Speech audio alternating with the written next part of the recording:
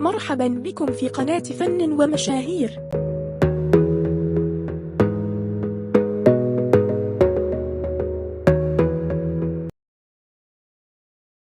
إطلالة أحلام الشامس وأصالة. في اللايف الثاني من برنامج سعودي أيدل، أحلام دائما ما تختار فساتين تقوم ببعض الإضافات عليها ليكونوا مناسبين لها، حيث تجعل الفستان محتشم.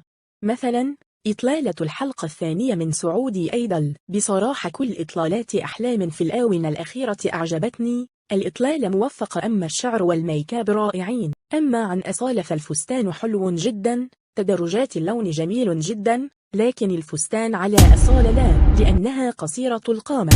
هكذا نوع من الفساتين تلائم الطويلات القامة، وتحديدا بسبب قصات الفستان من تحت.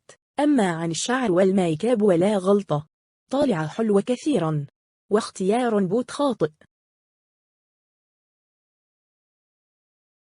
أطلت نوال الزغبي في افتتاحية إحدى الفنادق في دبي بفستان جميل وراقي ولونه جميل، لكن مثل هذا اللون يحتاج إلى بشرة أفتح من نوال، والفستان يحتاج إلى المزيد من الشغل في منطقة الصدر، ونسقت معه مجوهرات باللون الأخضر، أعطى فخامة لللوك، والشعر والميكاب رائعين.